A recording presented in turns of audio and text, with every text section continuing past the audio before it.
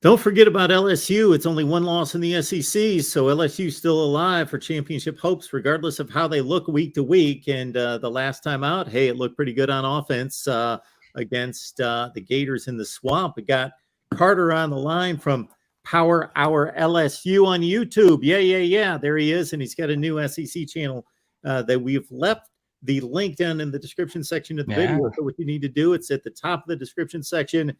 Carter's new SEC channel, Power Hour SEC. Grab the link, follow him, and subscribe right there. Carter, what's going on tonight? Mark, it's a good time to be a college football fan. It's a good time to be an SEC fan for this reason, okay? Now, there might be some people watching your channel that watches the NFL, which is fine. I like the NFL. You probably like the NFL some. We're both probably college guys. Well, you are a college guy. We're NFL. I am too, right? But this past weekend in the SEC, including the LSU-Florida game, was a shootout weekend. Everybody scoring in the 40s and the 50s. And the LSU, and ironically, the Kentucky-Mississippi State game was the only game that really wasn't, one of these games where it was high scoring, right? And that's the modern game. And the big takeaway from LSU was this was the first game where we saw them do that versus a Power 5 team. Now, what your Florida viewers would say is, well, our defense isn't great. And that's true. But at least LSU finally had a game where the wide receivers looked like the best wide receiver room in the country. And LSU's wide receiver room has a strong claim to that. But this was the first time, Mark, that we saw the LSU offense put together an offensive showing that, couldn't have been any better than, how they started. 6 drives, 6 touchdowns to jump out to that big 42-21 lead. And Carter, that was my impression of the game. It was not only that Jaden Daniels has played his best game as an LSU Tiger, but it's more so the combination of Jaden Daniels with 6 touchdowns, 3 through the air, 3 on the ground, and the wide receiver room, Kayshon Boutte in particular, being on the same page, because we just saw a number of misconnections, not running the right way, not being on the same page through the first 4 or 5 weeks. Yeah, and this was the first time Jaden's really thrown the football as well as he threw it. Now, give the LSU wide receivers a lot of credit.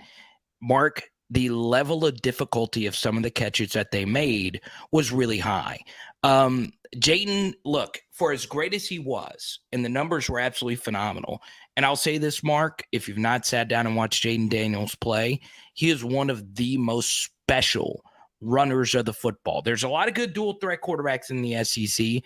Nobody runs it better than Jaden Daniels, and that's crazy to say because the best touchdown run of the game actually came from Anthony Richardson.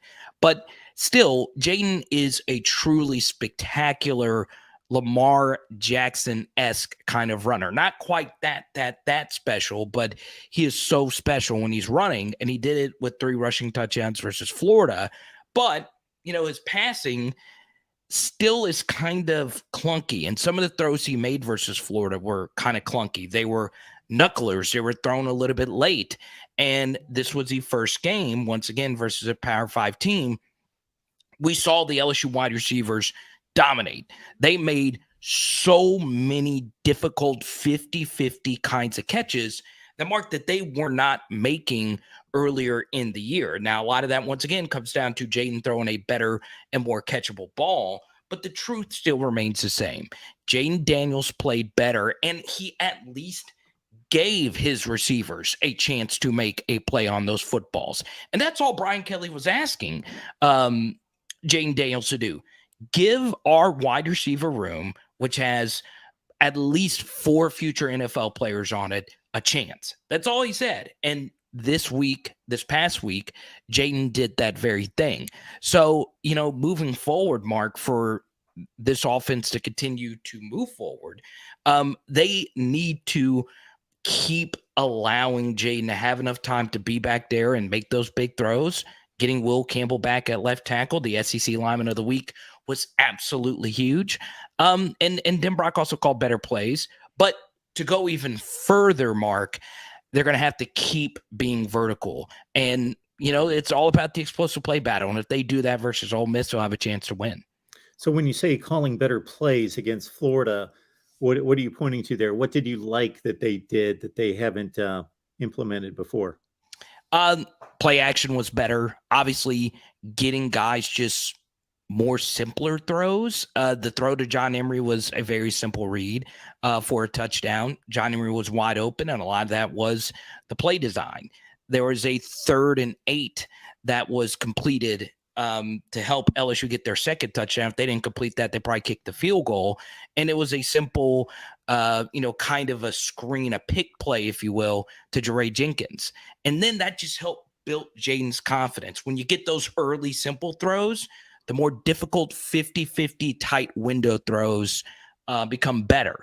And then one thing that Jaden did specifically, and we did an hour-long film study, we do an hour-long film study after every game, was he started throwing with some anticipation.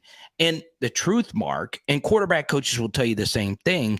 If you anticipate windows and throw with confidence, you throw a more catcher-friendly ball.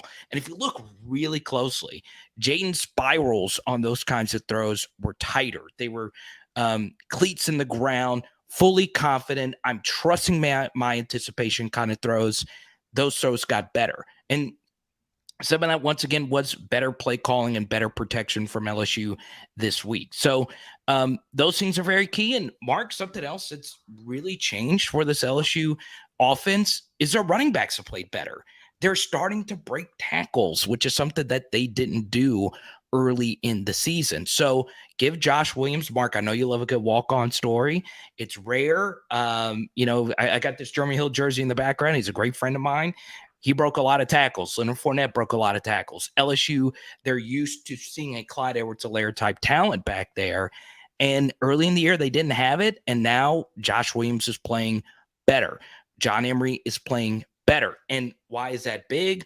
Well, pretty much every team in the SEC West has a big-time running back that can go out there and break tackles and break off long runs, except for LSU. And now LSU has 2 that are doing the little things right while also making explosive plays happen on their own. Folks, we got Carter on the line from Power Hour LSU, so lock it in there, and also on Carter's new SEC channel. Get there, Power Hour SEC. We've got the link in the description section right at the top.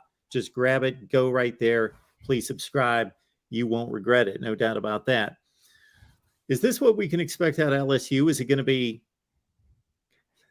That's what we're getting out of. This is a team that against Tennessee can match them in talent. Now, of course, with Tennessee doing what it did last week, it's no shame losing to Tennessee, but obviously not too competitive in that game. Just can we expect the bumpy ride to continue? It can. Give Brian Kelly a lot of credit. He had this team ready to play better than he had in weeks prior. Once again, the slow start, obviously Florida scored first, but it wasn't a slow start offensively. So give BK a lot of credit for coaching better. But, you move to the other aspects of the game of football, special teams and defense. It's been a brutal couple of weeks for both of those units. Now, in defense of the defense, if you will, the defense has played really well in some games this year. Special teams has not played well at all. It has been a major issue, Mark, in every Power 5 game for LSU. So if you're an Ole Miss fan and you're not familiar with LSU, well, LSU is amongst the SEC's worst when it comes to just overall consistent special teams play. So that obviously has to get better. You're going to lose a lot of games if you've been bad on special teams. Alabama, of course, had a rough game on special teams this past weekend versus Tennessee. Cost him potentially that game. And, that could happen this past weekend versus Ole Miss. So, when you go up against a Lane Kiffin coach team, you better be ready to go and you better clean up the small things. And Brian Kelly acknowledged how talented of a coach Lane is, especially at taking advantage of your weaknesses. So that's going to be key for LSU this weekend.